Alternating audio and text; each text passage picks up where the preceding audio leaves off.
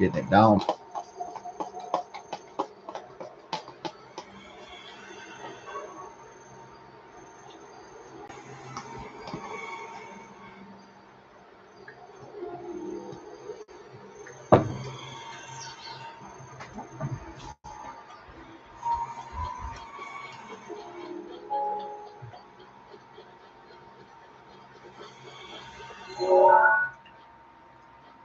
Yo, cause the river down. Yeah. What's the river? It's called the Squabble River Dawn. Yo, when you're up in the squabble, you know what's up.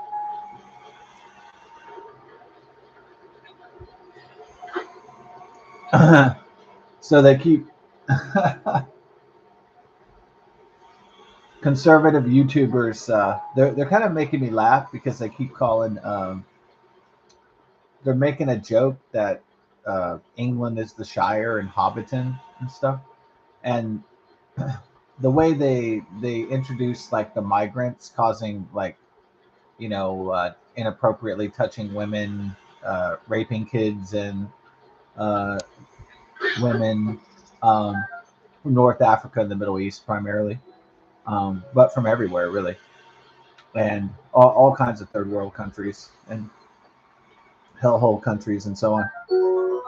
And it's like makes me laugh so much when they're like, and meanwhile in the Shire, or meanwhile back in Hobbiton, they show like another disturbance from the migrants and another like apocalyptic, doomsday scene.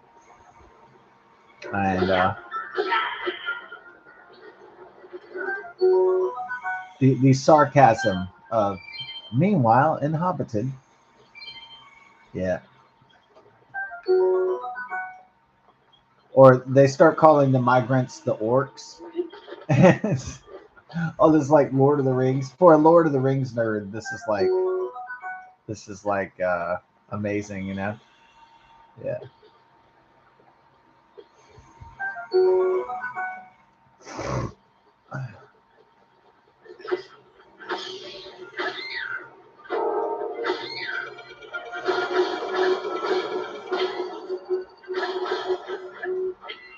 Well, how fortuitous for me to have my guardian weapon on hand. Hmm. At Fort Titano, one of the sites of the ancient battle between the guardians and the sages and the people of Hyrule, as you all know in your Hyrulean lore. As I know you're all students of the lore. I know y'all are out there a bunch of Hyrulean historians. Got your boy Gyro, dog. You better pass over the barbecue, homie. So I'm coming through. Yeah, your boy. I wish I had a light like this in real life. That was also a weapon. I guess it is sort of like a lightsaber or a spear saber. It's pretty cool.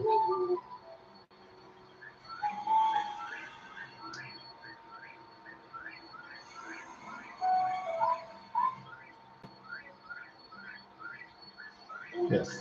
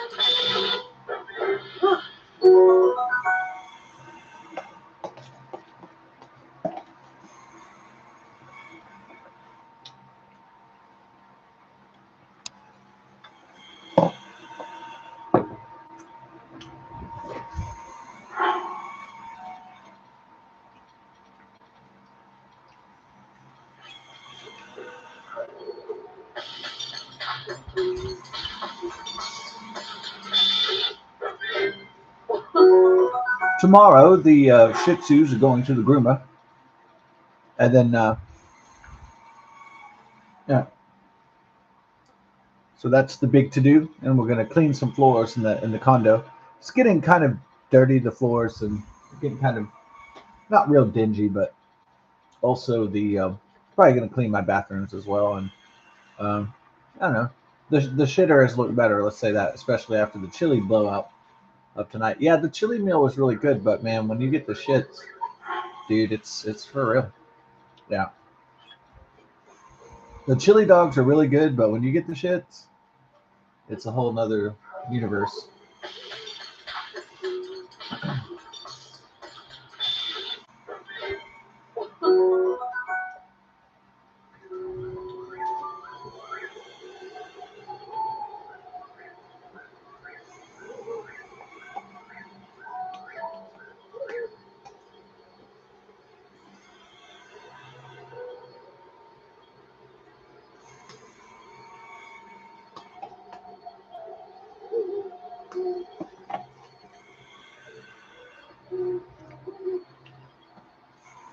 Welcome to the barbecue.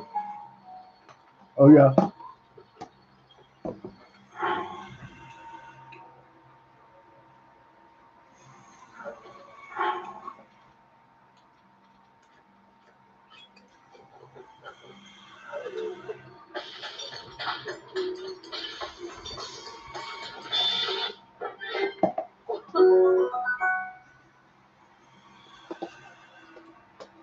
Oh yeah.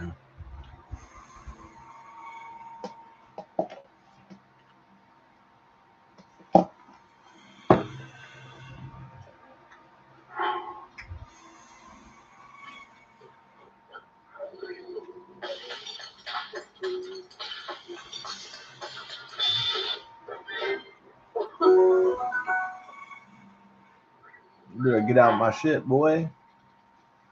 Get away from my barbecue, boy.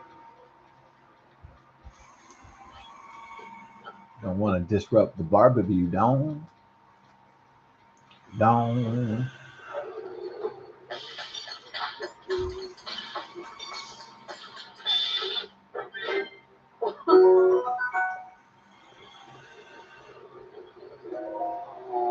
Agus. That's your boy right there. Hell yeah. How's my belly, Don?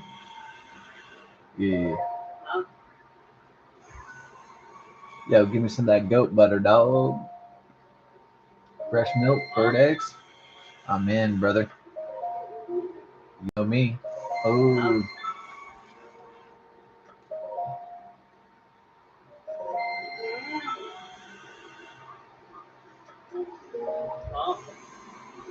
yeah. Best get out my barbecue, boy.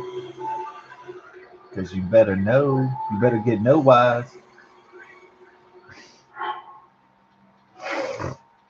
You better get no wise. If that boy don't get no wise, I'm gonna hit him in his eyes. He better get no wise. You better get no wise. Is that gonna be a new track? My new track is gonna be uh, you better get no wise. You better get no wise. Mm, that's a good one, dude.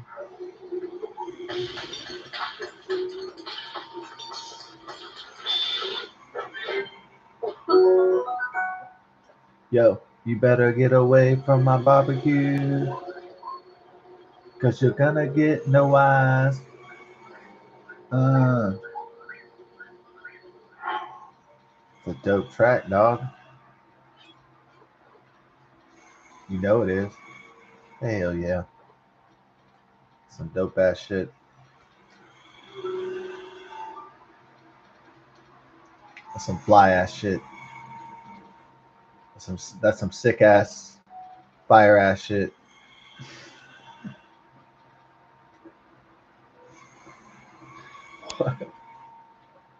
What in the world? You better get no wise, or your ass is gonna get hypnotized. Mm.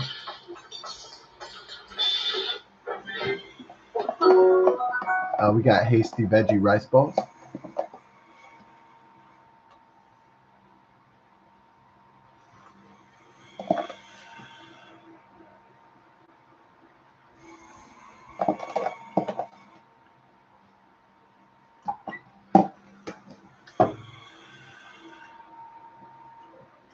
See, I think,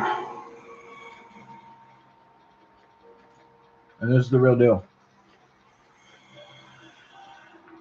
The bitches at Kroger's didn't like my mom's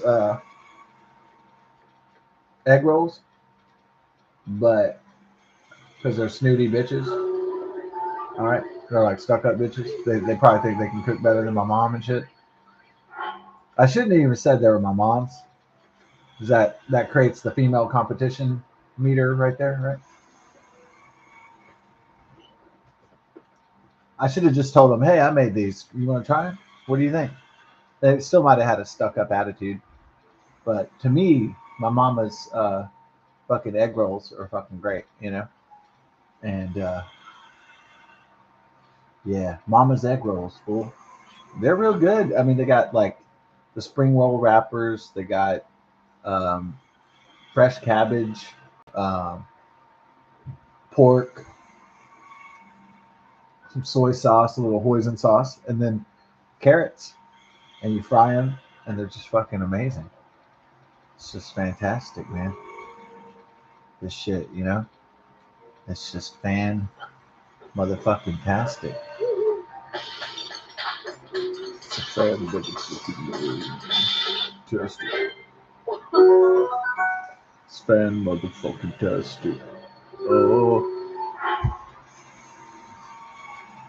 you know we're gonna blast it. Cause it's fan motherfucking tastic.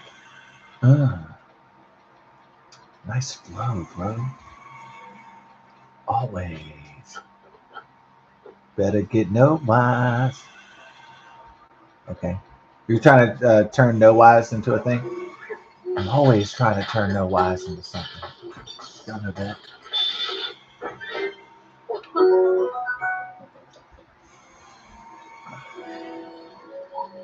Here by this barbecue, we will make a good food. And we go talk. Hey, what's up, girl? Where you going? Ah. Yeah. Hey, I got this. There's a cabin nearby. You know what I'm saying? Spank those cheeks. Where you going? Oh. That's like the real. That's like my real romantic life. Where are the women going? Oh. In the opposite direction. Hell yeah.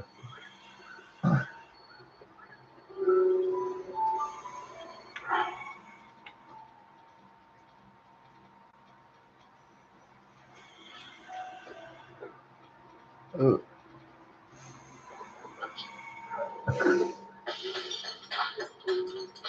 Okay.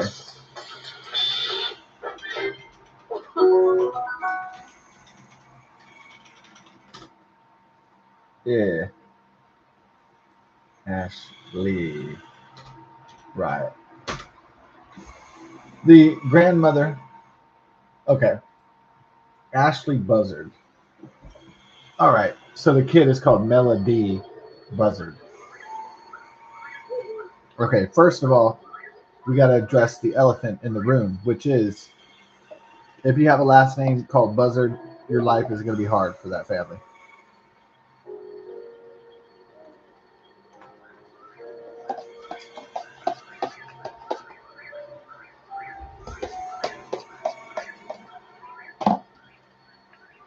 Because you're basically named after a vulture type bird.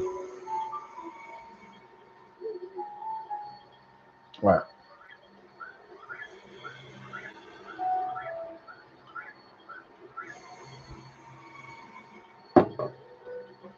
If people want to be mean to you, they can call you, hey, look, it's Buzzard.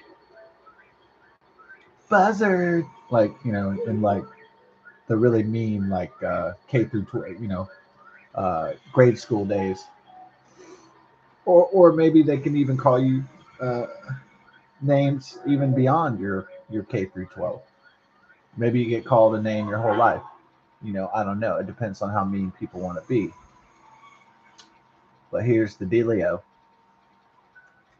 When you break down to it,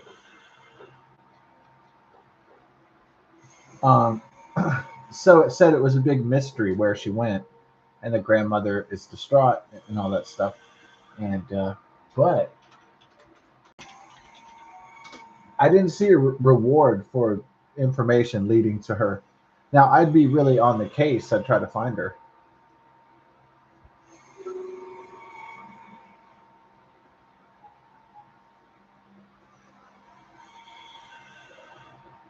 So Ashley Buzzard wants her daughter for her and her family, the mother side of the family. So this is the classic custody dispute between father and mother, I believe.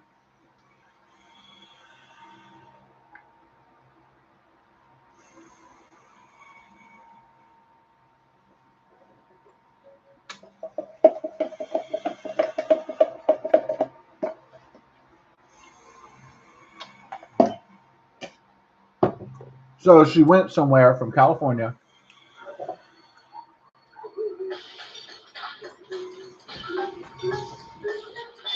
to the Utah Colorado border, a place called, I believe, Green River, Colorado. Apparently, according to the NBC Nightly News, segment, according to that information in that report, they didn't offer a reward. She's been missing since the summer, but she traveled with her mother in disguises in a wig. Now, she's not going to leave her prized daughter in the hands of somebody bad, or um, in a cabin out in the middle of nowhere hiding her, probably, most likely. So then what does that mean? It means that she is hiding her probably with a relative or a friend that's going to agree to keep her there. So that um, so she goes back like, oh, I don't have my daughter. I don't know where she is. And I suppose the authorities' hands are tied, because they don't know where she is, but they have her on surveillance with a wig and a hoodie. And so I don't know if she can be arrested for suspicion. I don't think you can be arrested for suspicions. I think you have to.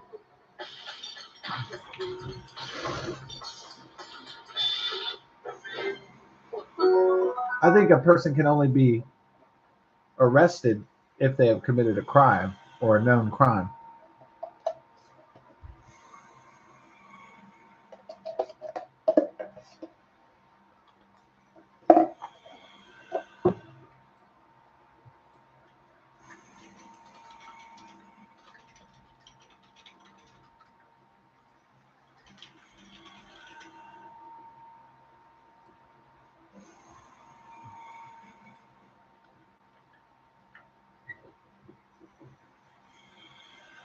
All right.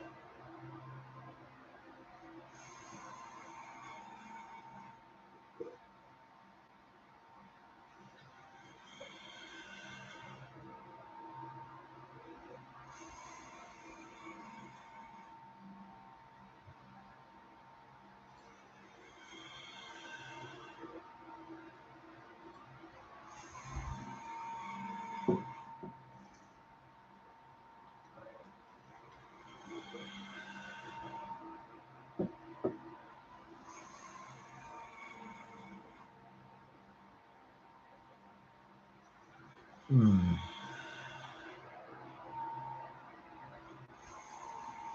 Oh, okay. Uh,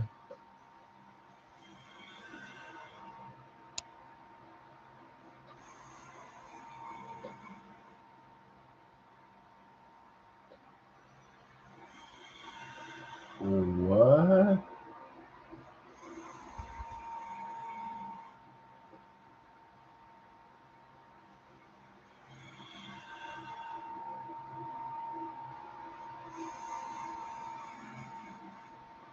Da-da-da.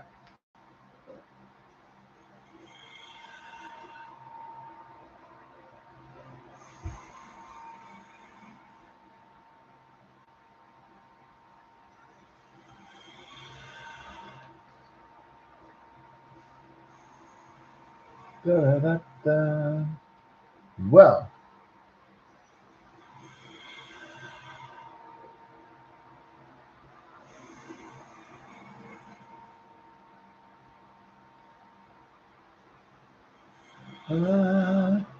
okay.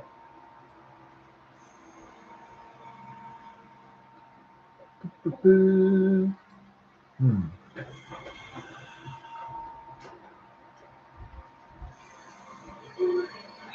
Ah, that's so cool when it ignites up, huh? That's almost as cool as like Darth Maul igniting his double lightsaber. It's just so cool. Should I put on my cool shield too? Your hell yeah. Get your shield out, boy. Dude, check out tight. How tight this bad boy is. Ah, I like how it looks like an eyeball. Let's see the creature have an eye shield. What up, Don? Got your boy Telly. Yo, just hanging out. Yeah, I'm thinking this guy's a homeless guy.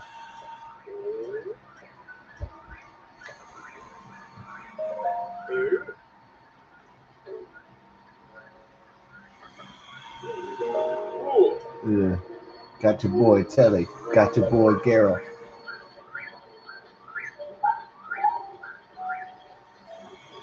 Got my boy. Got my boy. Got my boy. Ah, my boys.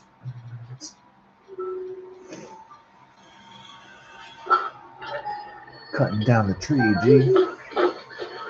Yo,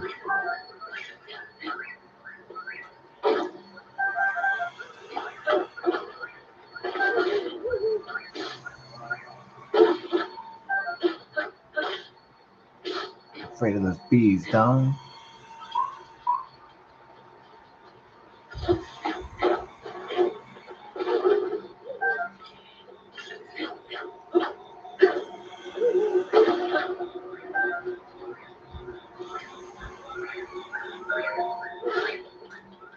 Knock, knock. Who's there? Yeah.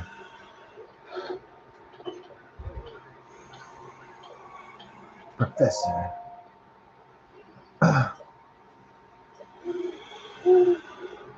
Yo, mind if I crash here tonight, boy? Yo, I'm gonna get some of this wine over here. Hold on, he doesn't have any wine, dog. Ah, these non-alcoholics, man. Damn it. Well, at least he has a bed, dog.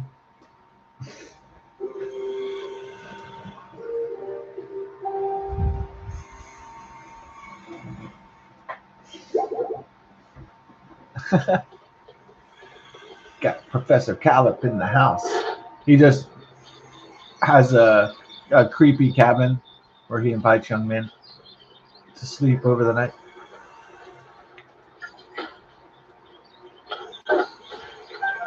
How about them apples? Ooh, without a doubt.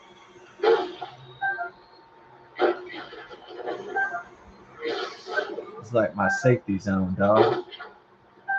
You know, yeah. Up in it. Cause I'm up in it, up in it, up in it. Up in it. Up, oh. Oh, for real? Okay. So this Ashley Buzzard chick, like, yeah, I couldn't find her address. Yeah. So,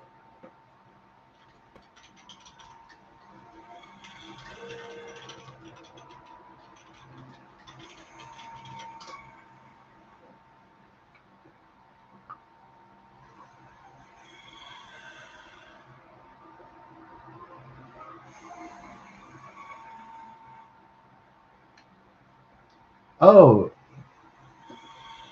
okay. Melody Buzzard's in the FBI. Is there a reward for her finding?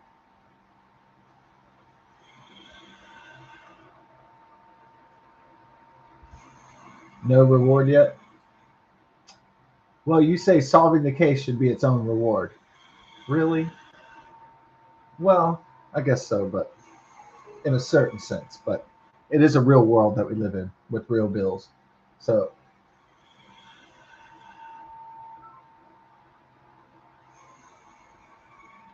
let's also factor that into the equation.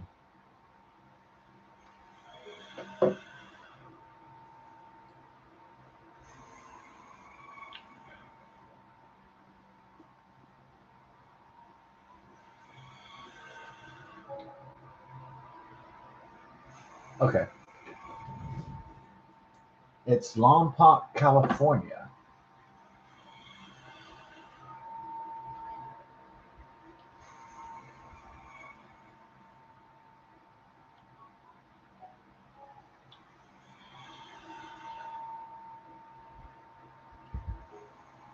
Hmm. Okay. Got FBI field office, Los Angeles. Okie doke.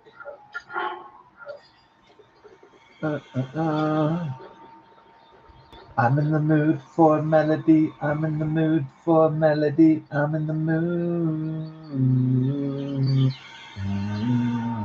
I'm in the mood. I can make you dance, make you sing. I can make you dance, make you sing. You want me to? Ooh.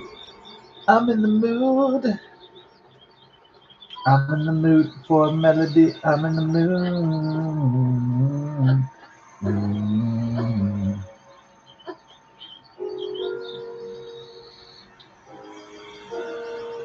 Is that from I'm in the mood? Yeah, that's a great song, huh? Is that from Manic Nirvana, or is that from a Led Zeppelin record?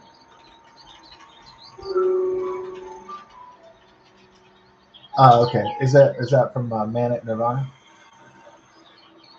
Oh no, it's called The Principle of Moments, 1983. Okay, The Principle of Moments. Huh. In the mood.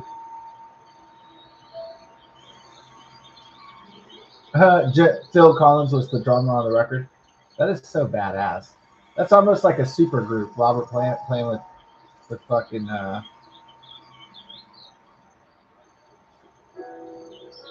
with Phil Collins.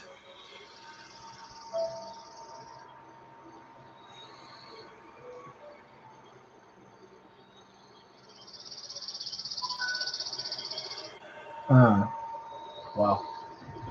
No, it wasn't off Manic Nirvana. The Manic Nirvana. That's a cool like album title. Huh? Manic Nirvana. Yeah. All right. So here's the strange case of melody. Melody.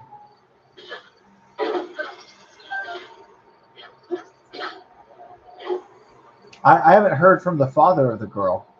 So I wonder what's going on with that. Is the father not alive, or he's in jail, or I don't know what's going on?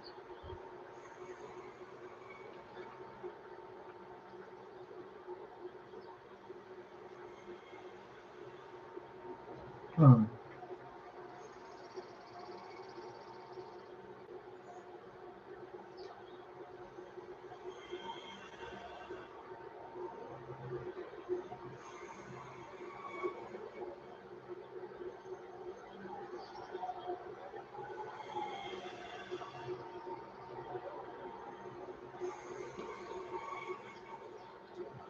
Okay.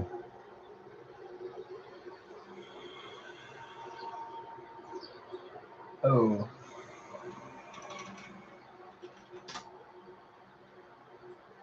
it's called Lompoc, California.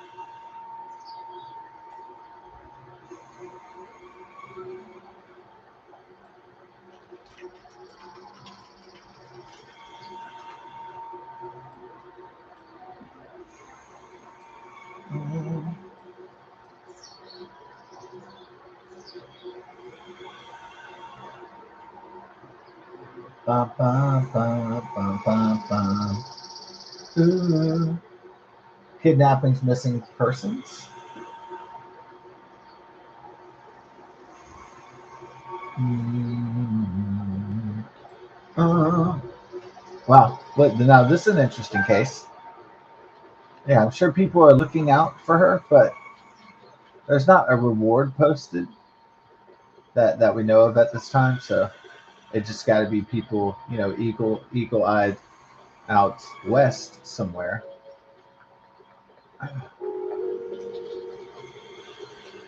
So if she doesn't go to school, how does she learn anything? She just like uses the internet. Oh Lord, yeah. So, but the this girl's social interactions will be stunted.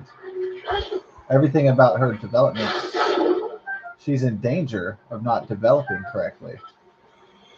Socialization, integration in society, all those things are in jeopardy now.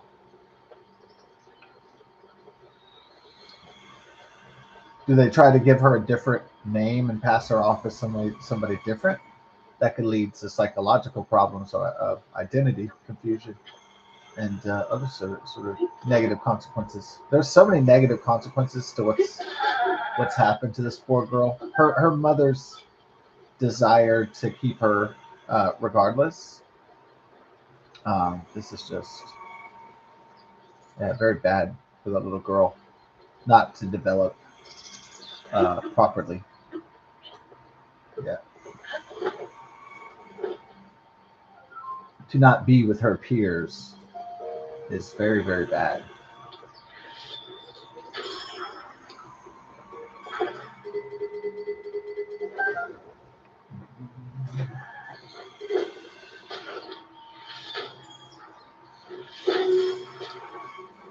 Sayonara.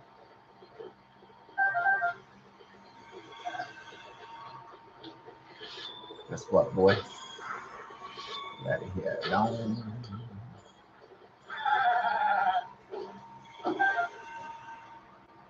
Okay.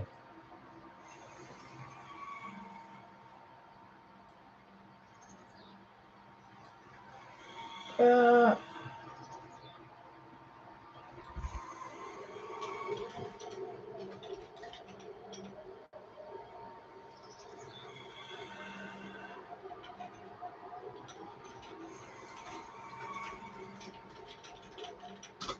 bum, bum, bum, bum. Oh, okay. All right. All right. All right.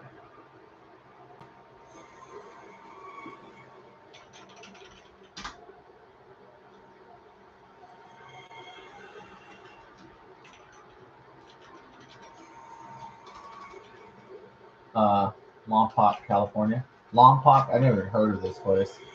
I mean, it's kind of like a city in Texas, like you never heard of before. You're like, what? I never knew that city even existed.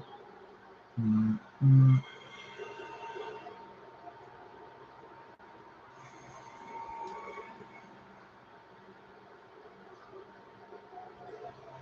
da, da, da, da, da, da, da. Hey.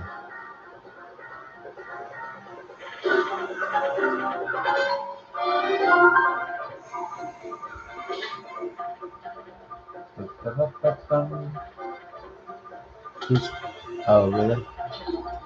You're about to get dawn, boy. I'm gonna freeze you in the air, then I'll freeze you in your face. Mm, yeah.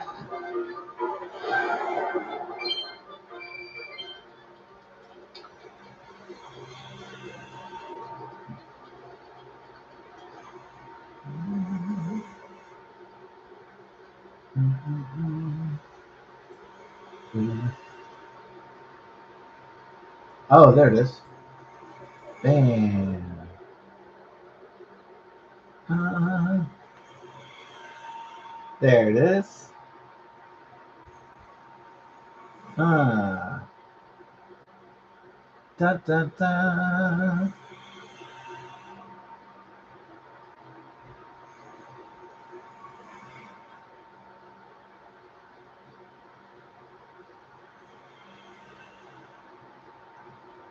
Ba da da da. Yeah.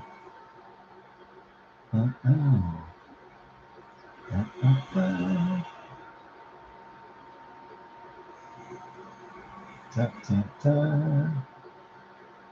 Ooh.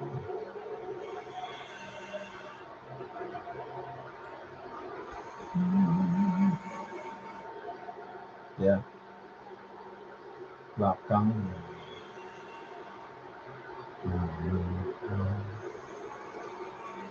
Yeah, yeah, yeah.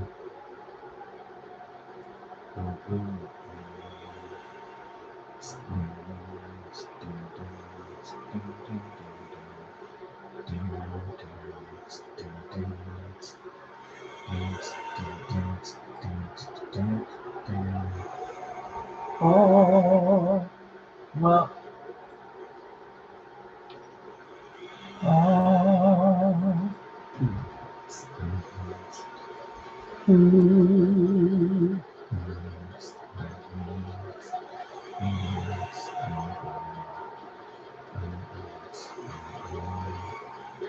Yeah.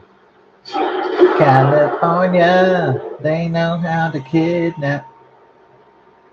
They do. They're good at kidnapping in California. Oh, the best. They're some of the best kidnappers in the world. Live in California. Fucking California. Fuck me. Fucking California.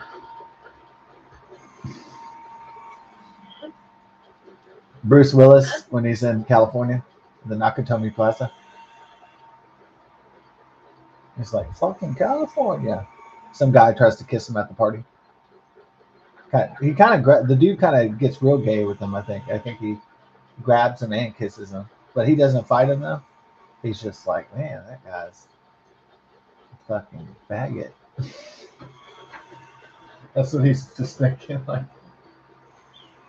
that guy's a queer, you know? That guy's whack.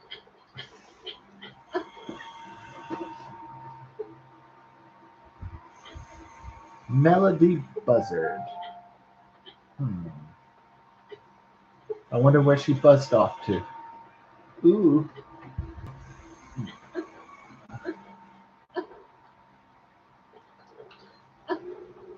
Oh.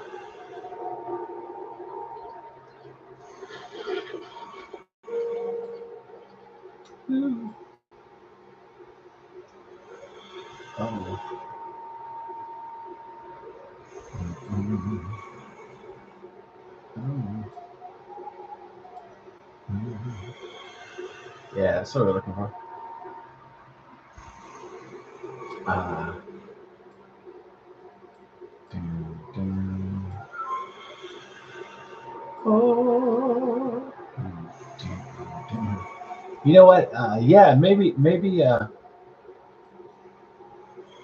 Bill Hicks does have a point about California, because like, as cool as some people think, like the living in Arizona or California or Nevada or somewhere out in the West, it it, it does look kind of like boring, because the weather's always hot. Bill Hicks would say, "Hey, look, it's always hot and sunny. Hey, guess what? Today it's hot and sunny. Hey, look, the weather's hot and sunny." And that is a good observation. It's like, at least in Houston, Texas, in the coastal plain, like the weather changes, and it's kind of exciting. Yeah, because the weather changes quite frequently, and that's more exciting than it just being the same thing all the time, which it's definitely not. it's not the same thing all the time at all. So it's not what I would call monotonous in any way, shape, or form.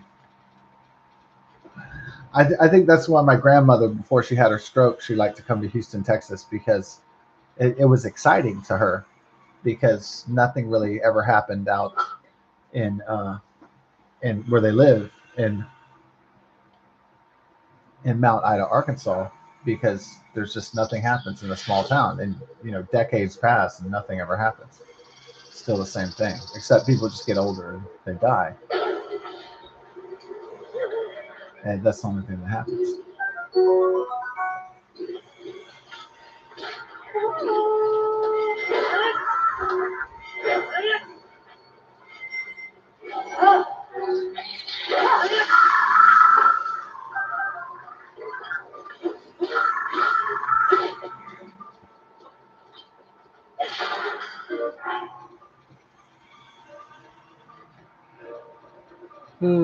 Yeah.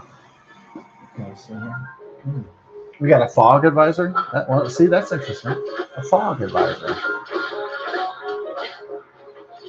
Okay, it's 10 o'clock. We go get a few snacks at Beaver Moon, and then call it a day. Yeah. Pack it in, as it were. Fog advisory. That's what I'm saying. Like in Texas, you never know what the weather's going to be like. There could be a thunderstorm front.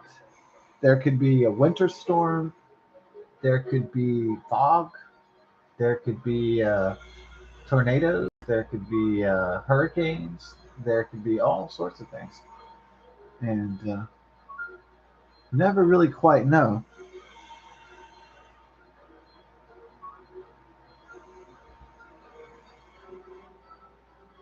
It's all over the place. Yeah.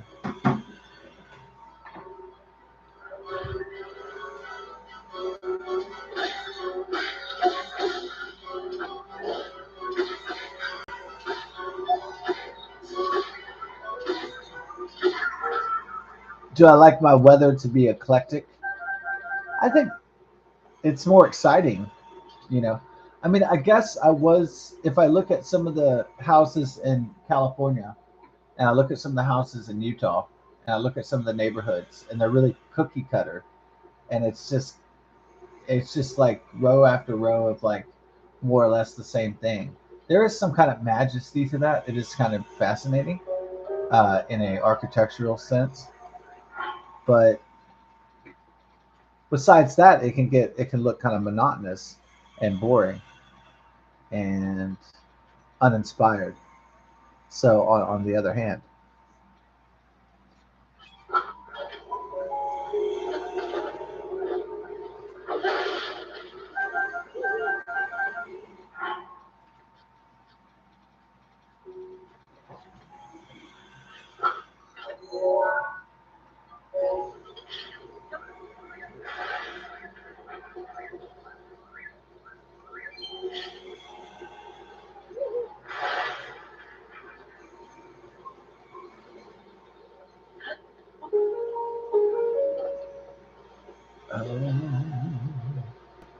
ooh,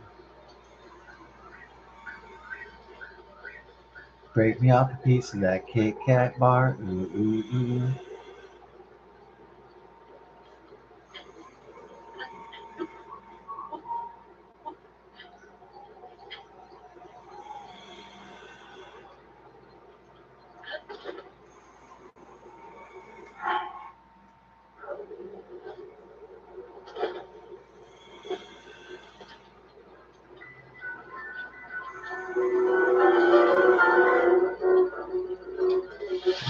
Give my love to DC. I was talking to the bomb.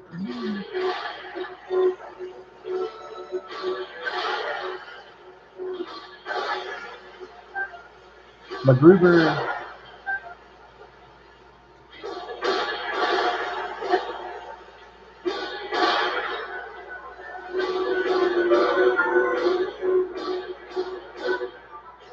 I was like so Jedi, dude. That was massively Jedi right there.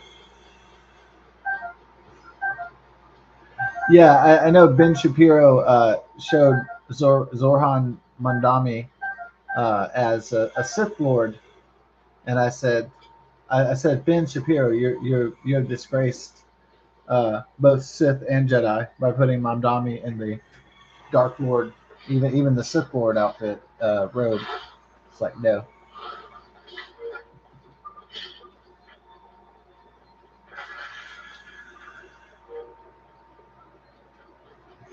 I don't know. I mean, yeah. I mean, the full moon pictures are never going to be as epic as like the New York City skyline by the Empire State Building and stuff like that. Like the full moon pictures are not going to be anything as epic as like the Taj Mahal or in a full moon. I realize that when I take my pictures that they're not going to be that epic because you'd have to travel somewhere epic looking for you to get an uber epic shot. You know, so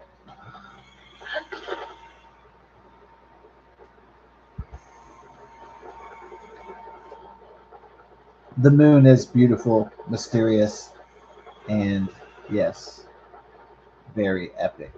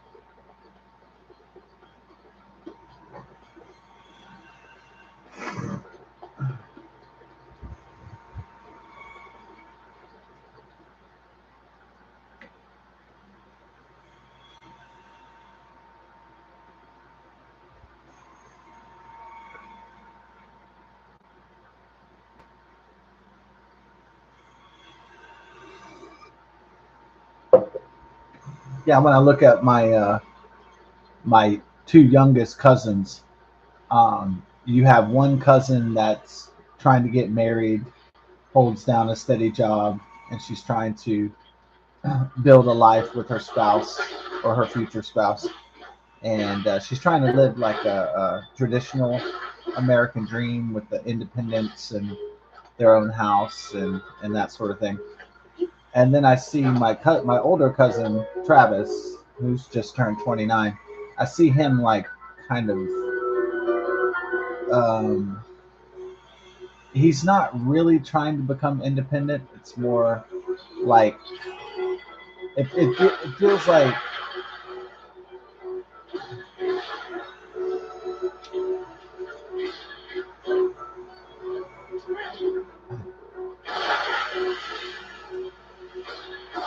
I feel like his like attempts to be independent are just kind of they're not really genuine. Like they're like, oh, I'm gonna be in a rock band and all this shit. Like,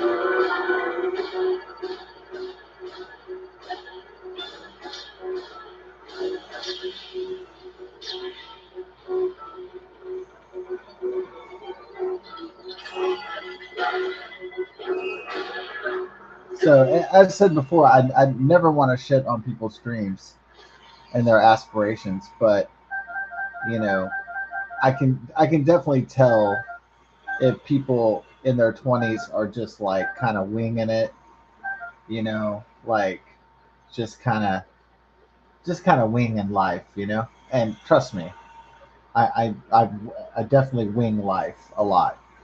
And I mean, I have at certain points. So I totally get it. Like prices are higher than ever uh, since the Biden inflation began and after the plague. And I get that the median age of the first uh, for people first buying their own house is like 40 years old. So it just seems like everything trying to become an adult these days is like almost impossible economically speaking. So for those that try and for those about to rock, I salute you. That people that are trying to create some sort of American dream when the dream has been dead for about 40 plus years. So I still applaud people that have dreams and aspirations and all of those things. And even at my age, I still do too. But you know,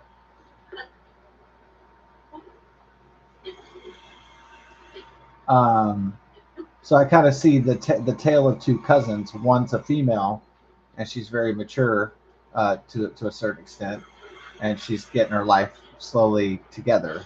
All the different puzzle pieces, and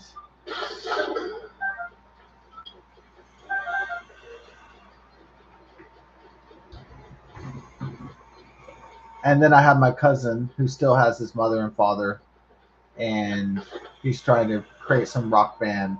You know, at almost 30, and um,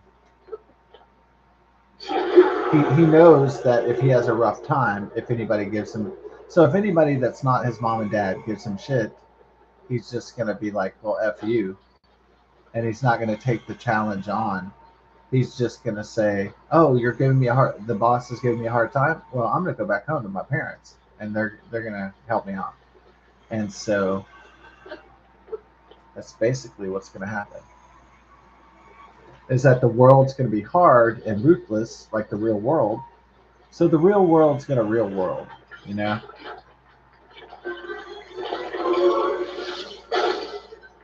And the real world doesn't give a shit about your feelings, and it doesn't give a shit, when if you're complaining at the job site or whatever.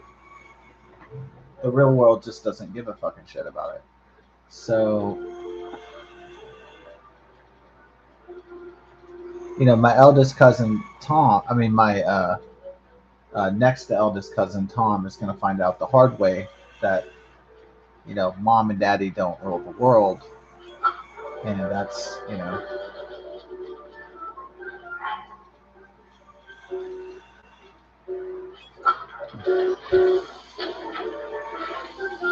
I got the senior. I knew I'd get him. I felt like I was getting him before, but the Stone Talus, North Dueling Peaks. Okay, I'm over here. Oh, did I fight this guy before? I don't know.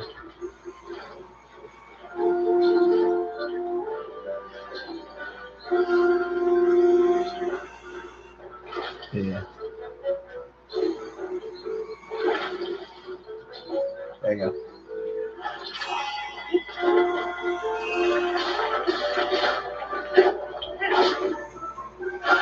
Oh, that's kind of hardcore. You gonna do it? Yeah. Oh shit, I couldn't. Oh, I don't have my shit. I don't have a volley right now.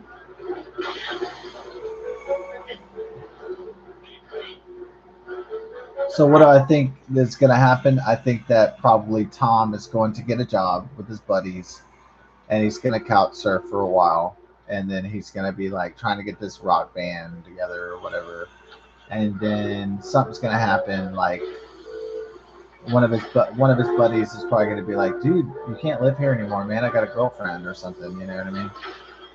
Sorry, dude. I think you might have to go back to your parents, and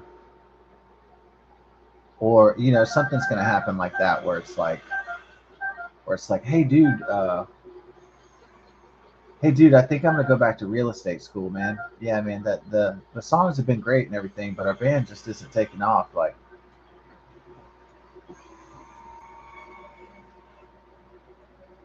Or hey man, I just met this really beautiful girl the other day, and so I know it's probably almost inevitable that he's probably going to move back home to his parents.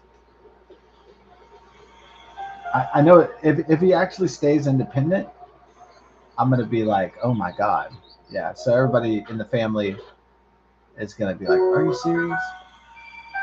He's actually making it in the real world, and yeah, I mean, if he does, that's good. That's good for him. If he has like a steady job and he's got like he's playing gigs at night and stuff in Austin, and he's jamming. That's cool. So I mean, if he becomes the next Stevie Ray Vaughan or something, or something, if he's up there, Eric Clapton in it, Aaron Claptoning it. You're trying to make up a verb for Eric Clapton, yeah, Claptoning it. Yeah, man. If he gets up there and he jams and he has a great band and I don't think he can sing, but yeah, I think he could. He's definitely been playing guitar since he was 10 or something. Like so many of my friends, and that's great. He's been wailing since he was 9 years old or whatever. It doesn't mean you're going to have a top Spotify deal and become a millionaire and tour stadiums, but hey, everybody's got a dream, Everybody's got a like Martin Luther King. Everybody's got a dream, but like George Carlin used to say, uh, like George Carlin once said, that's why they call it the American dream, because you got to be asleep to believe it. You always go back to that line. Yeah, I always go back to that line because it's just so perfect for most of the things I'm talking about. And when I bring up dreams, it's like the perfect thing.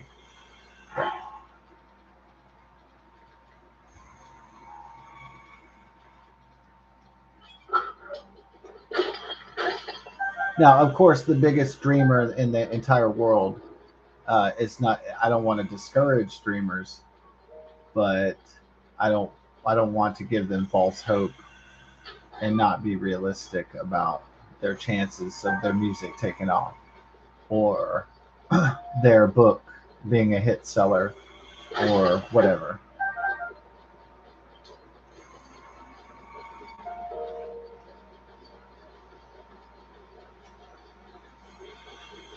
Okay, it's morning time, so we're gonna head to the. Oh,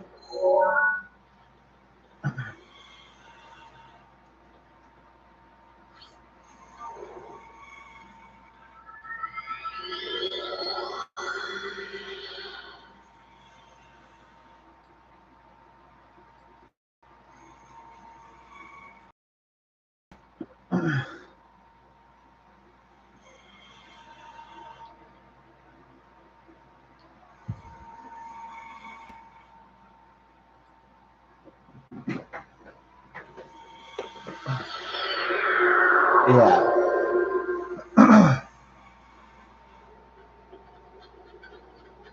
Yeah, well, that Ashley Buzzard did a pretty good job about covering her tracks to hide her daughter Melody from the public. Yeah, so she must have a friend or a relative.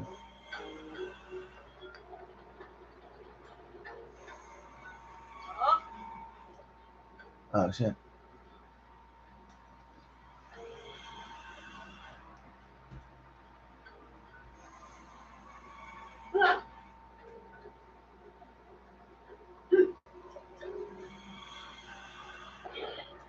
You have nice tits. Ooh, nice ass. Is that misogynistic? Oh.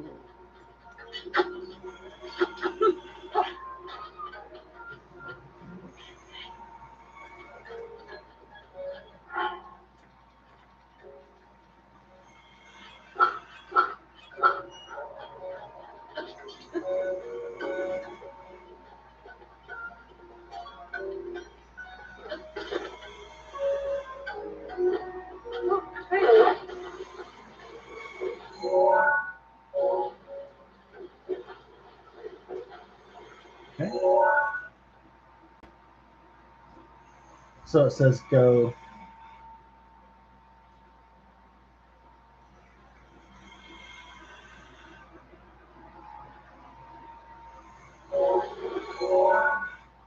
just to the west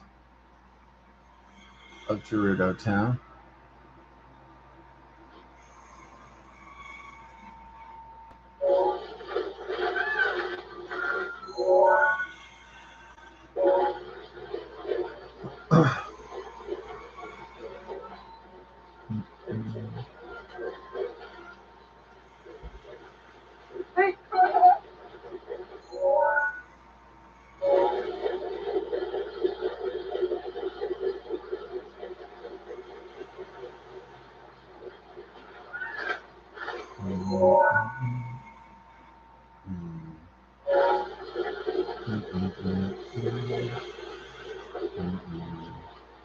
Rivali scale is now ready.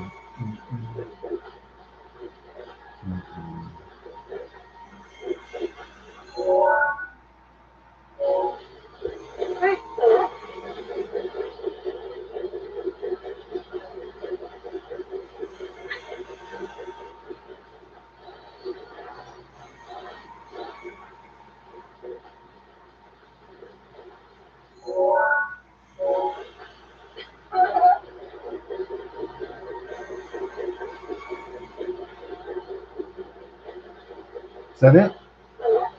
Or is that just the shrine? Fuck.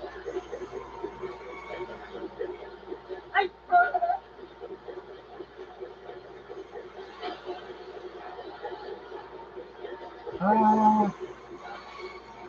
Shit. Fucked up again.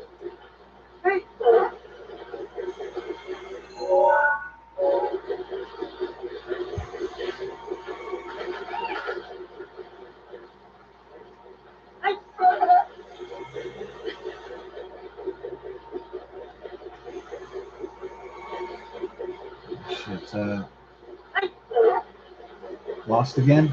Oh, yeah.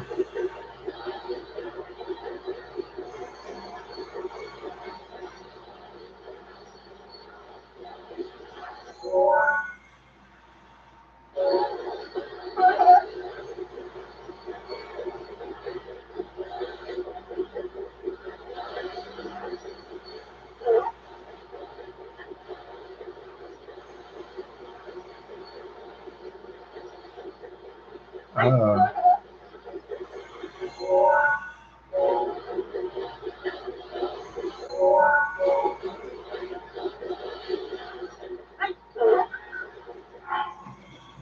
No, you're not fucking. Oh, you have to watch a tutorial, huh? Yep. Finally breaking down.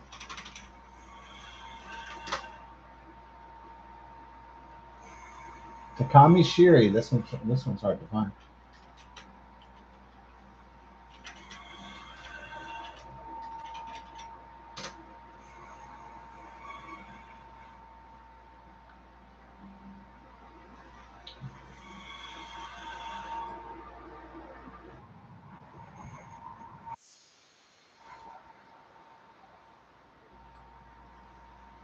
Or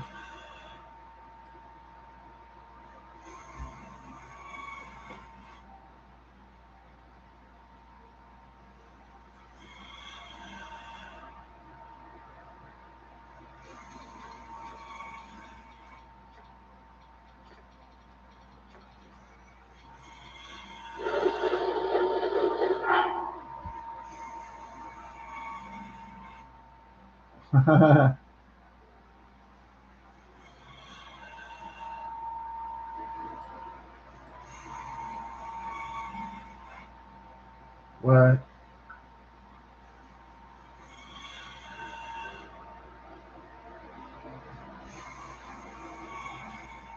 Oh, do you have to do it at night?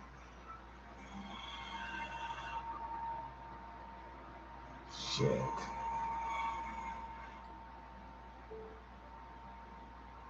All right. Unless I've been chasing it this whole time and you can't get it. Unless, yeah. Oh, it's Champion's Ballad. Oh, no wonder it's not there. Shit. We just wasted like 3 hours on something that's only on Champion's Ballad.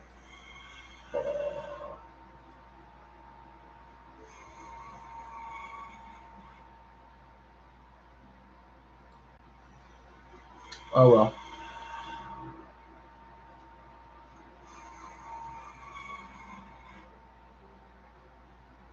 Mm,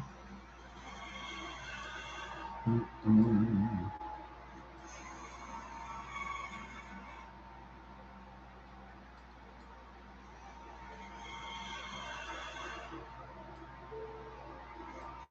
Ba, ba. Oh well. Well, we learned something that don't waste time on something that's not even there. Yeah. Well, at least I can stop this stupid quest now.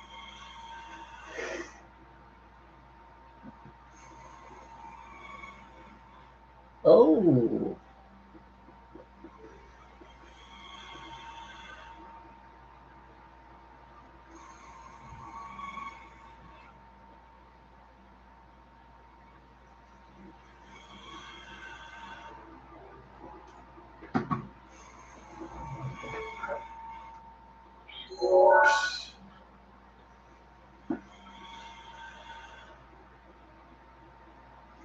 Okay.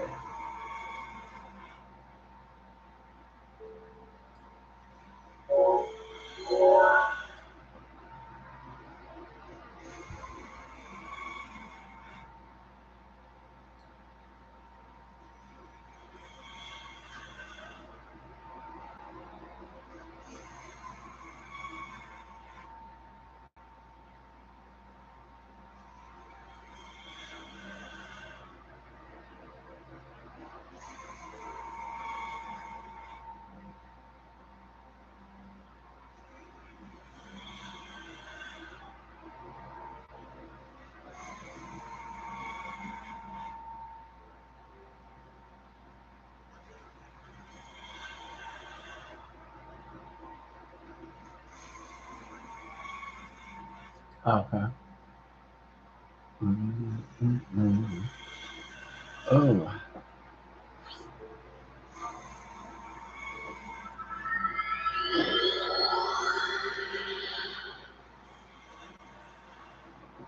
Hmm.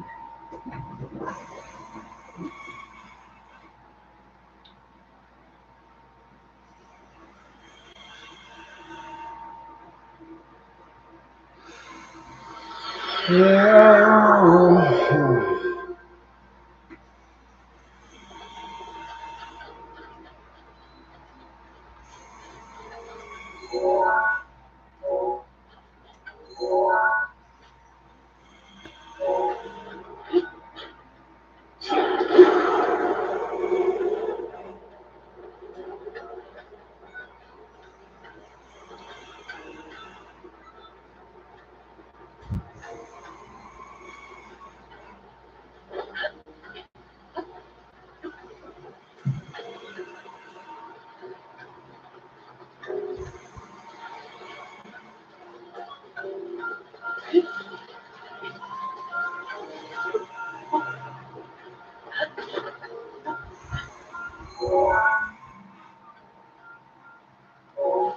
Yeah.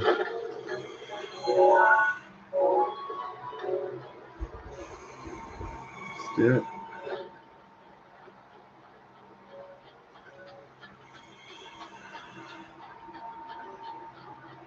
Unlock another one. Yeah, maybe it's like it's harder to be a male and have a dream and not really because females are just given so much love and support in society that males struggle. And that's the reason why males can be light years behind females in life, is just because they just don't, men don't get as much support. So it's really the deal.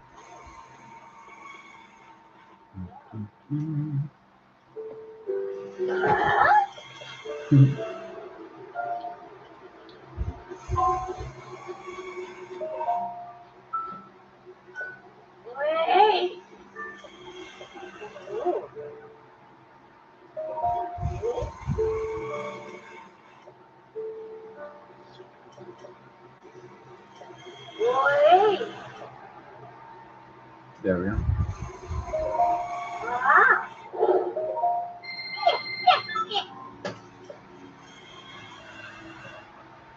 Ready to race it up, down.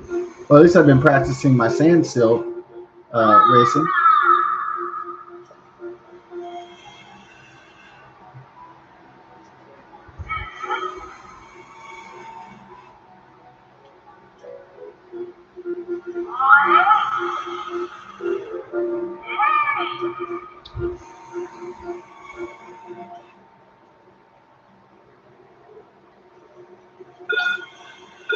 Let's rock, baby.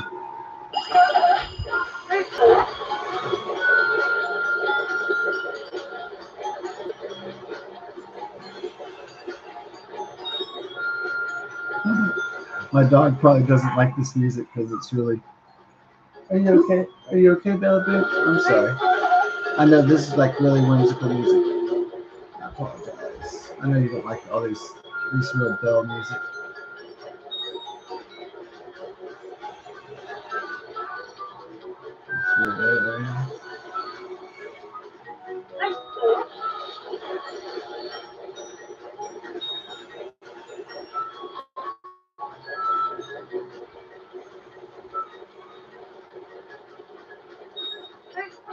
Done this before?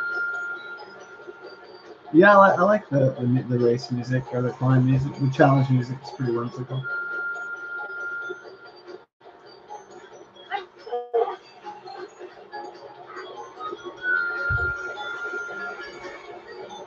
I see. Nice. Hey, this is like the pod race in episode 1 of Phantom Menace. It's exactly what it's like. It's like the episode 1 pod race. Yeah. Huh?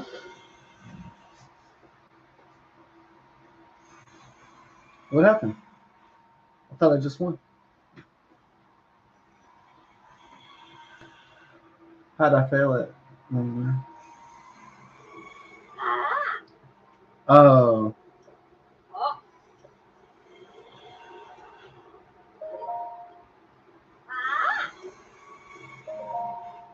Oh, I didn't pass through all 7? Okay.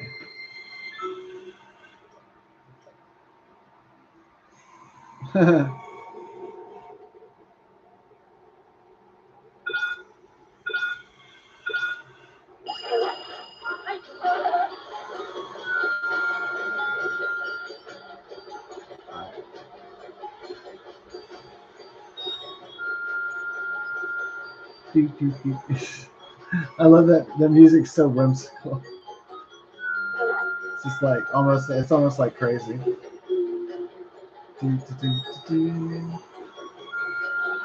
Alright, so we'll count it out this time. 1, 2, 3. Oh, yeah, I missed it. I skipped this one, huh?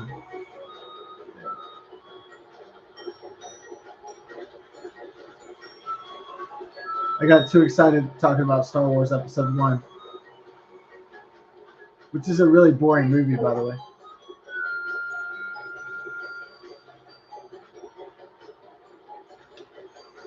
Bum, bum, bum, bum, bum.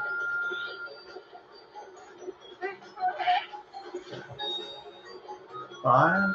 Oh, okay, 6. Here we go. Okay, that's 6, and then 7. Okay, you must have missed one. 7. Yeah. Oh man, I missed that one. Oh shit. Well, which one did I miss? Oh man, I'm gonna have to figure out what. It's not that the final one's 7th. You have to get 7 before you cross.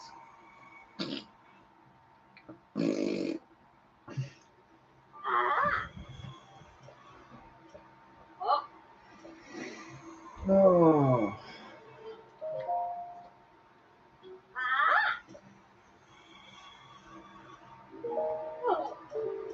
Yeah, that's one thing. Like in the 70s, like black women used to wear big ass afros.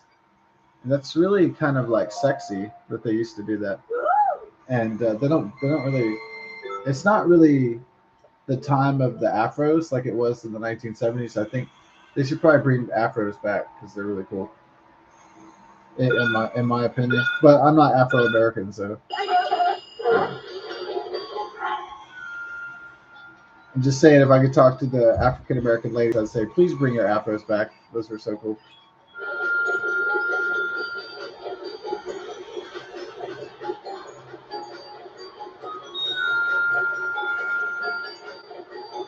All right, let's see what we were missing here. 7 archways. You're mindful of the time too, huh? Okay, we can't go that way. What's different?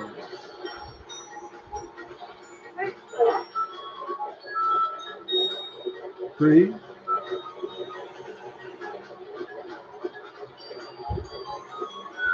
4. Oh, it was this right here. Huh? Yeah, you did do this, dude. Okay, good. Uh-oh, that was close, huh? Yeah. Oh, it's over here, yeah. This is rough, dog. Uh, Here we go. 6 and then 7. Ooh. Hurry up before the... Did it? Okay. Now this is pod racing.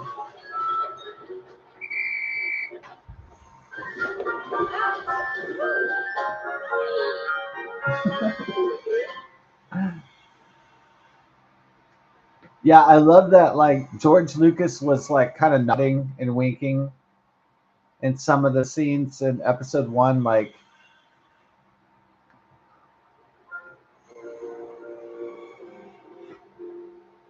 when they have the old lady go like, "There's a storm coming in, honey." Like that was so cheesy, but that was like kind of a like little scenes, like little touches like that. They're kind of like throwbacks to like old Hollywood movies that probably Steven Spielberg, like old serials and stuff, where they would have on purpose bad acting and like terrible line delivery and stuff.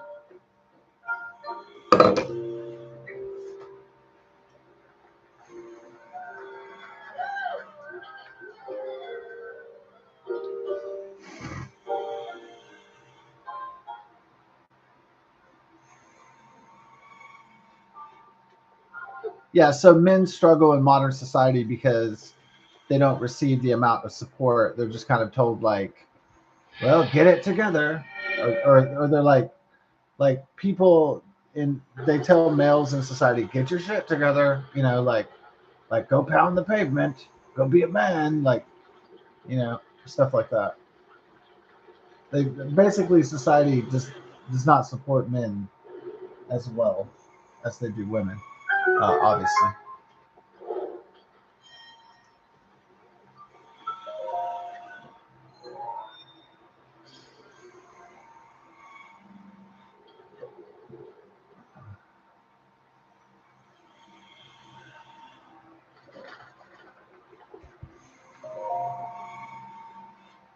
Basically, if men fail in their lives, they're just told it's all their fault. It's basically what how men are treated in postmodern society.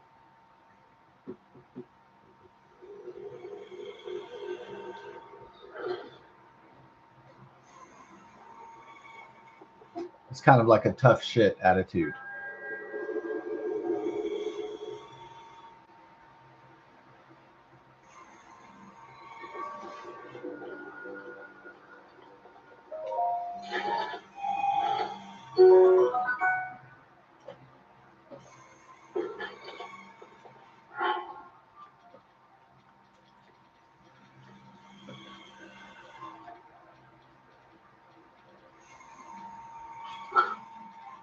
And then women are given by men in society like a special pass. Like men are like, oh, poor baby. Oh, the sweet little baby. Oh, the women, they're so innocent.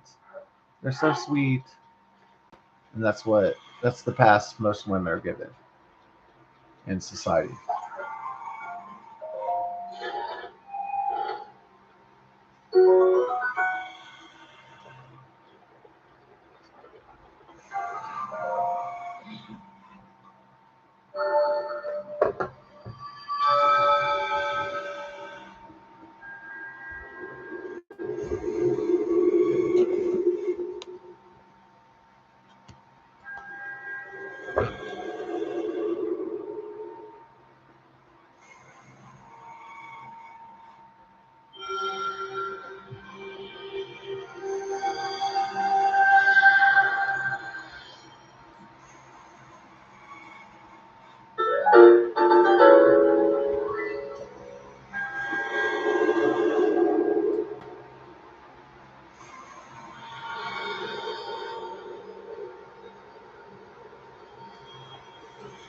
Ta-doo.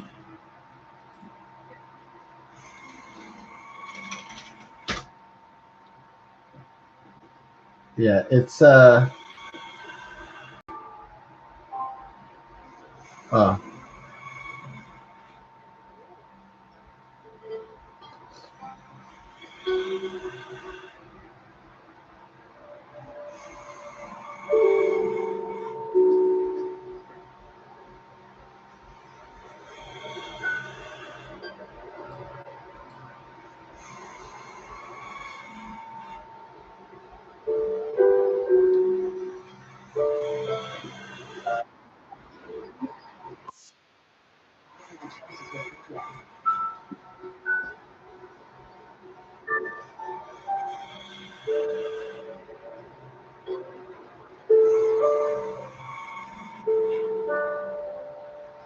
Huh.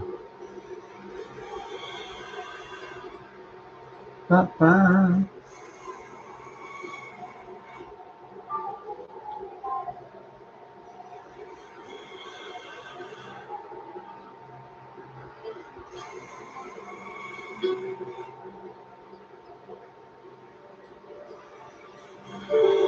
Okay.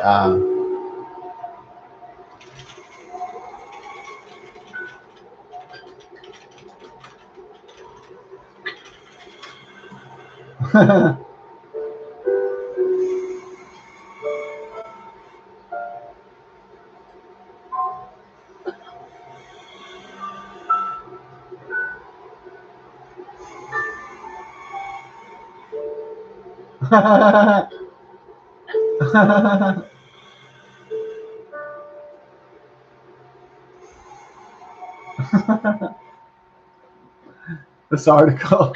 No, sometimes reading the comments on articles are so funny.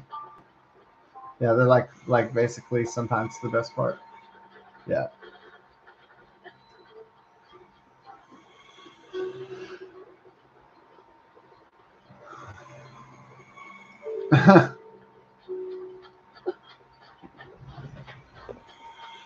The comment sections with Brett Cooper. Oh yeah.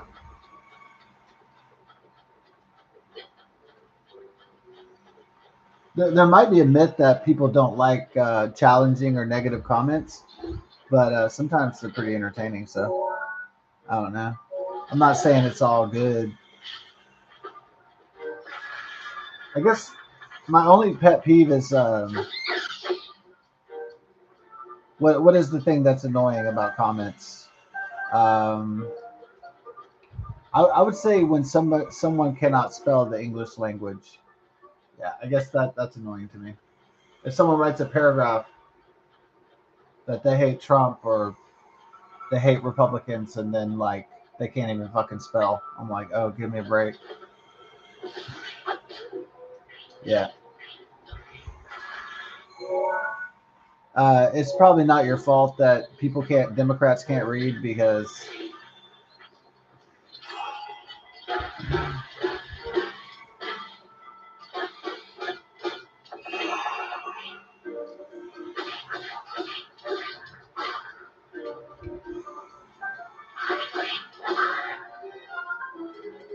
yeah.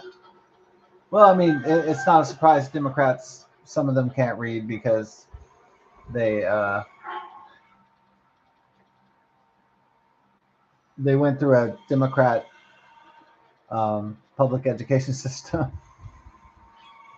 So there's a reason why rich people send their kids to private school, right? It's not because the government run education system is great. There's a reason.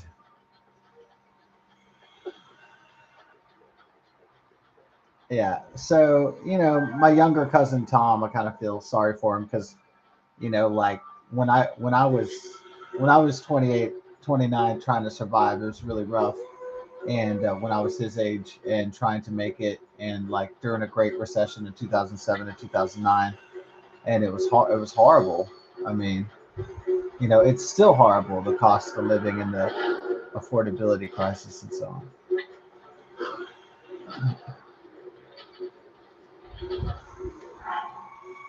But society does not value men that whine and complain about shit. So, that's just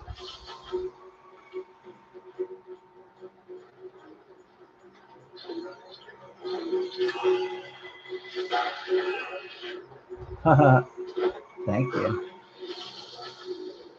Eat this. Feel like Michael Bin.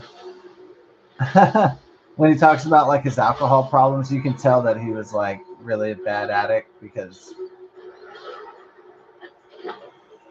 you can tell like he was a massive addict, right? I really don't know how that guy Charlie Sheen, how he survived all his drugs and shit. Like I really and all his shit, like especially him. Maybe he does have tiger blood. I don't know. Is Charlie Sheen part tiger? Yeah, I mean, like I have a few beers and I feel like I partied in Bangkok for 5 days. Like I went on a bender. I feel like I got wrecked just for a few beers and some cocktails. I feel like I'm just like this is like some Tim Burton Beetlejuice shit right here.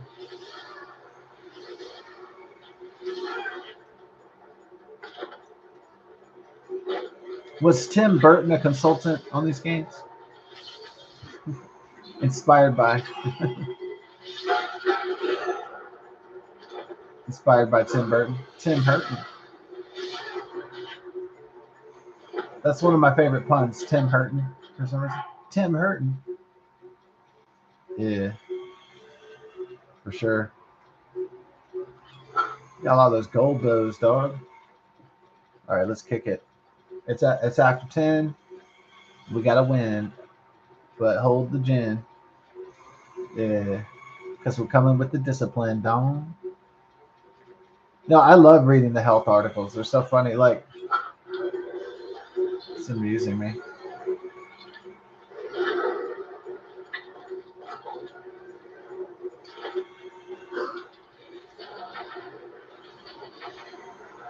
Moldova. Trying to be scary like it's Romania, like it's Moldavia. Make it sound like really foreign and shit. I don't know why when the Moldova dies, they play this like operatic fucking music. It's like, yeah, they kind of went gothic with this creature's music, almost like it's from Moldavia, from Romania or something. They just tried to make it as scary and as foreign as possible as they could, but it just ends up kind of being like Beetlejuice, like the sandworms. Beetlejuice, and shit. Yeah, I am kind of wondering if new kids to the Beetlejuice, if they enjoyed it as much as we did as kids, uh, in the 1980s. Um, or if they're just like enjoying it because it's like got the Stranger Things connection now and all that. Yeah.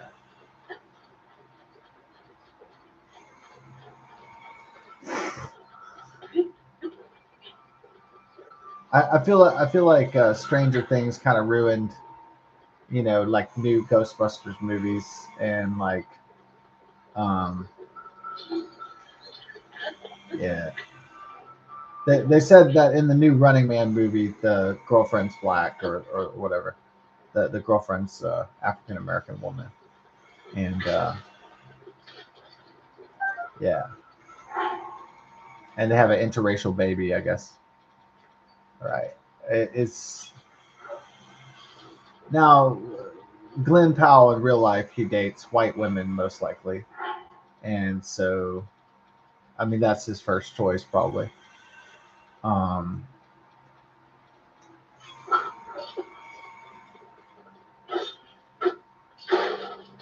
yeah, but you know what? When Glenn Powell needs to feed his white wife, he'll pretend that it's an interracially harmonious society, and he'll say, "Okay, give me my check," and I'll pretend like I have an African wife. because you're paying me, right? So I don't care what the agenda is. Just show me the fucking money at the end of the day. So, 1987's Running Man will still probably be the best Running Man. This one might be good. It might be all right, maybe, but the original is just so good, and the actors and actresses in it are so good that they're almost irreplaceable.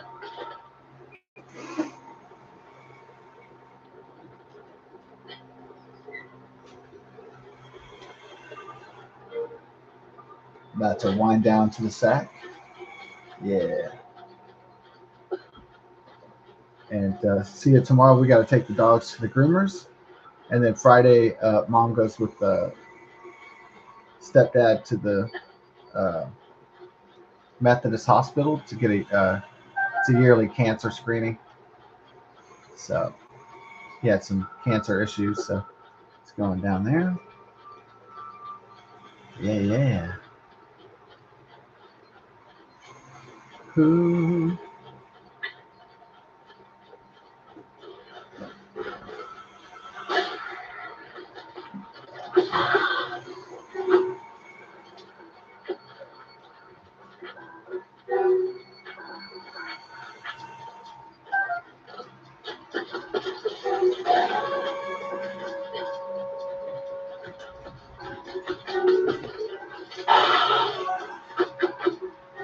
Another Moldova over there? Oh my god, another one. Another Moldova. It kind of has like Jaws music, besides a little like symphony. Arbiters Browns. How about a little shooting to your balls?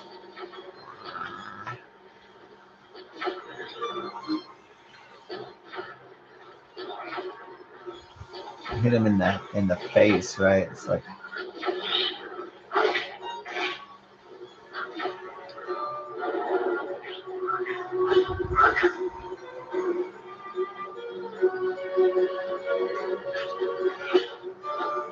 gotta get this punk bitch. Screw it.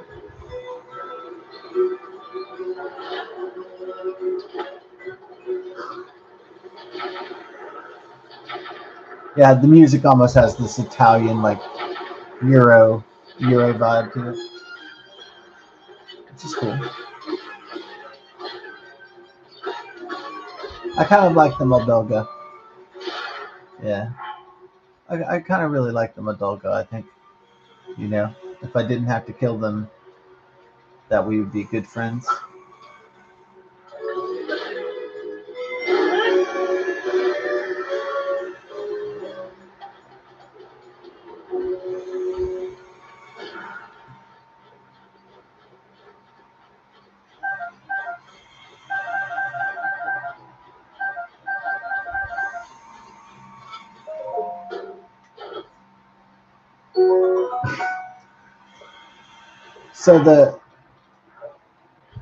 So Charlie Sheen, his like greatest claim to fame is like so I'm the son of a really famous actor, and my brother was famous in Hollywood too, and also I went on hooker and crack benders and got AIDS and cocaine benders and shit, and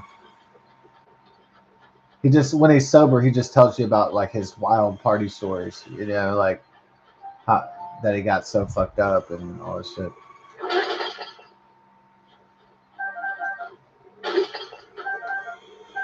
I guess he could write a book about him partying. I bet it would be pretty funny.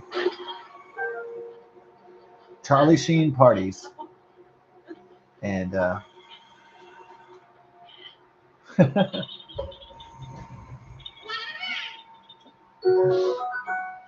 do you think? Do I think Charlie Sheen ever been to Epstein Island? Probably not.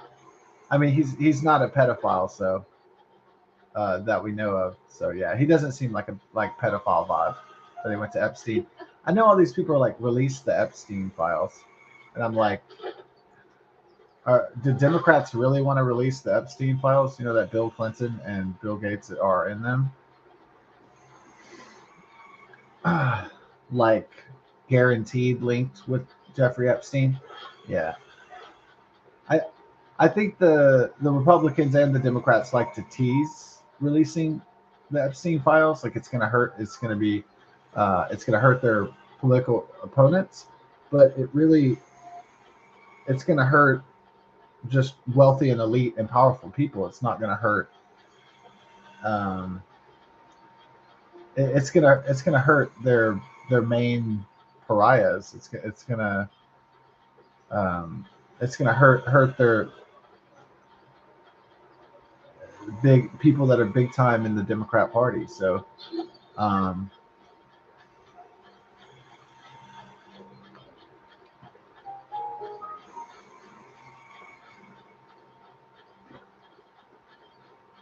yeah, I am kind of wondering why was Diddy taken down. I mean, I know it said it was uh, human trafficking, um, assault, battery, and all that, but after 30 years of getting gun assaults and people mysteriously disappearing and people getting hurt, and for him beating so many raps over the years, why did he finally go down?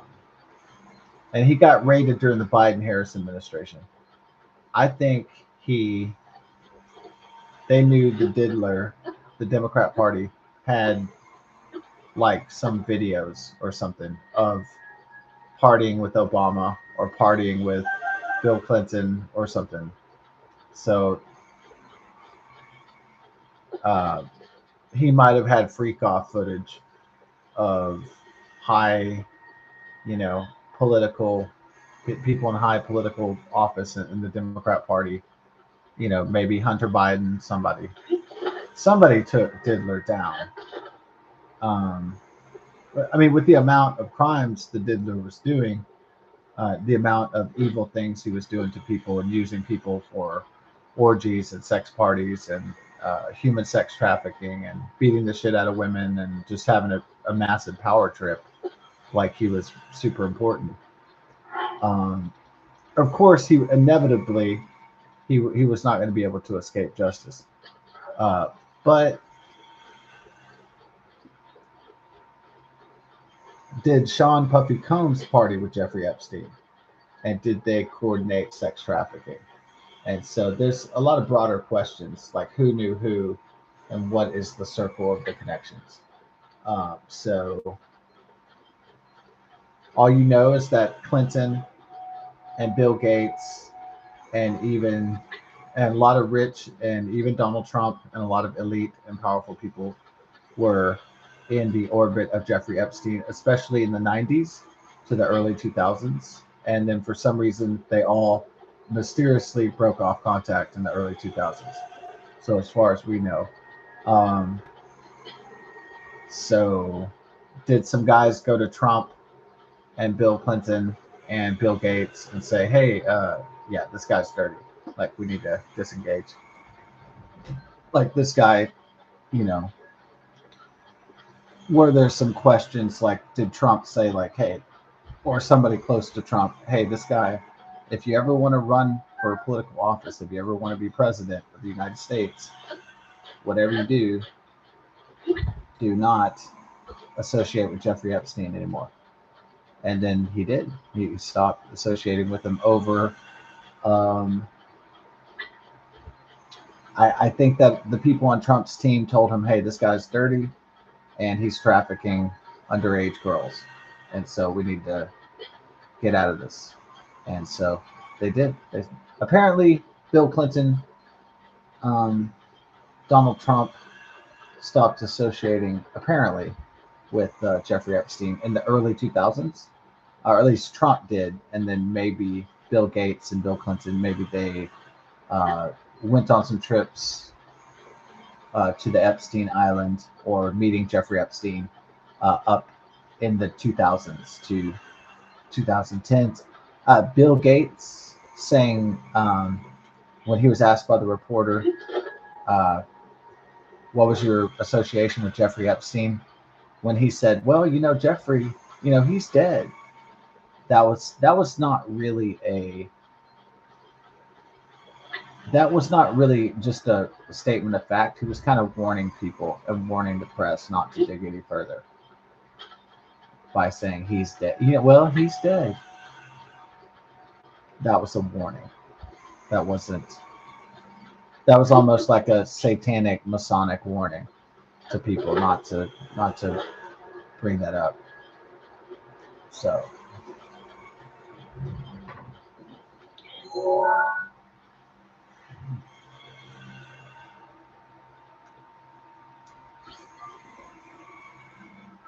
that basically Bill Gates was telling the world not to fuck with him, especially the media reporters. That was the direct. Uh, that's what I gathered from his statement. Well, Jeffrey, he's dead. Yeah,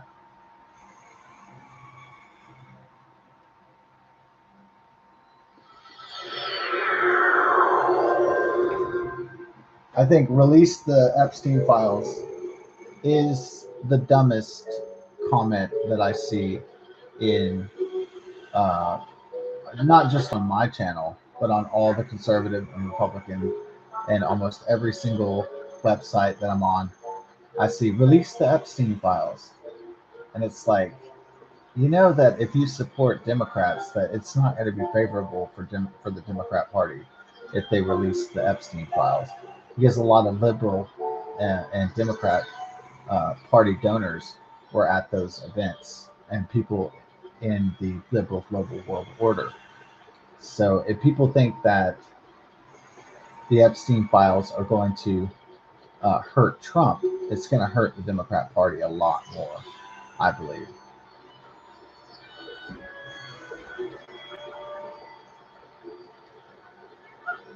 I know there's some people, I want to know the truth.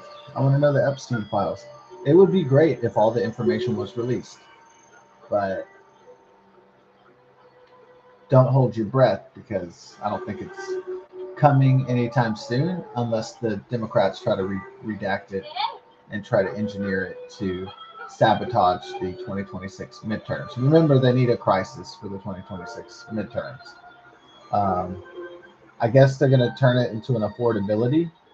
And basically, the crisis that they created through the shutdown and through the Biden Harris years, they're going to try to repurpose and re engineer that to say it's Trump's fault because he's in power now and the Republicans. So that's basically what they're going to try to do. They're going to try to flip the script and see if any voters actually believe their bullshit.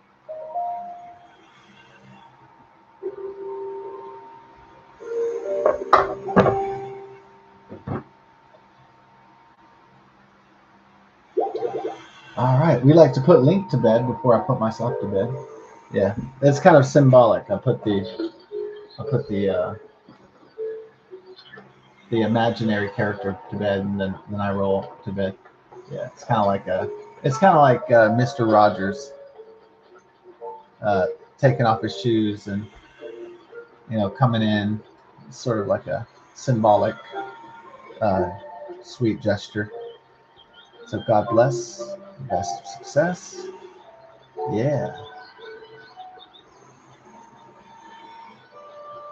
Oh yeah. Some people say that if I do believe in God, that how come I can also pull from uh, non-Christian philosophies and ideas, because you can pull from a wealth of philosophical ideas that they necessarily don't have to be compatible. You could just know a lot of things, know a lot of ideas, know a lot of famous quotes, and just use those, as you need them. So you can use different disciplines and philosophies to characterize, and um, they don't always have to be. Every single idea in philosophy does not exactly have to be congruent uh, or compatible. All it has to do, um, all that has to happen is the ideas are transmitted, and that that the statement is some form of logic in a coherent, rational sentence. So that's really all you have to do, in my mind. I don't have to make different religions and philosophies exactly all coexist at the same time. So, or all ideas unified in one uh, cohesive narrative that's tidy. You know, I accept the fact that words are messy and that humanity is messy and ideas can be messy too and not exactly always spotless and squeaky clean. So I've accepted that particular reality, even though it is not always cozy or tidy or um, coherent all the time.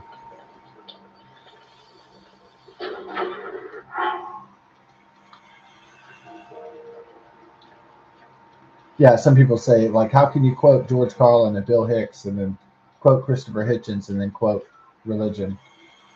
Yeah, I know. It can seem rather bizarre, but as Shakespeare once said, though this be madness, yet there is a method in it.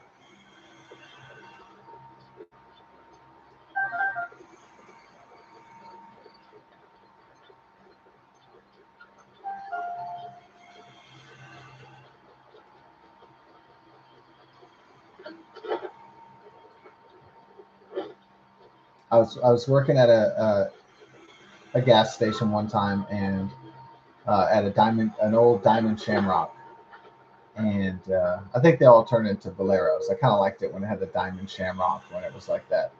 You know, like as somebody who's part Irish to work someplace that has like kind of an Irish theme to it, like a four-leaf clover is very fun.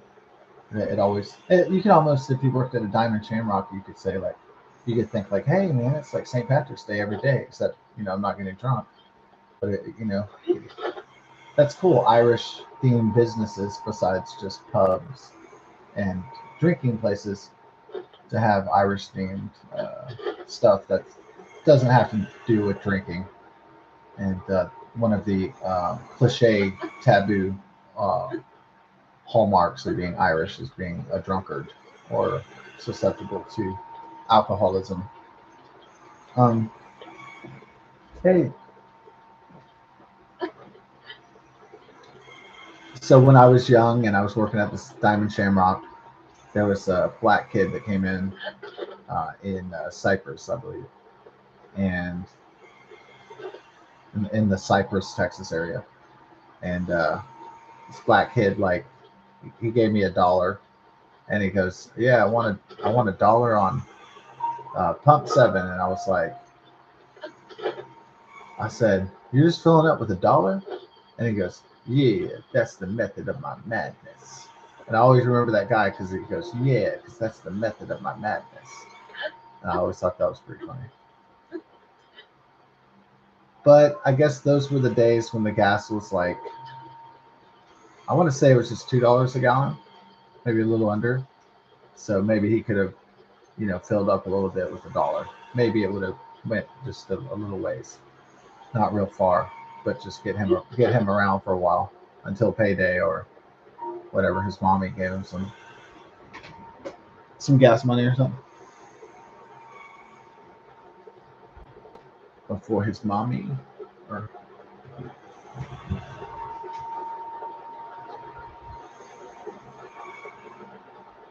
this game is like very engrossing. Yeah, that's why it's really hard to put it down. It's like this like gigantic world. Yeah. Pace.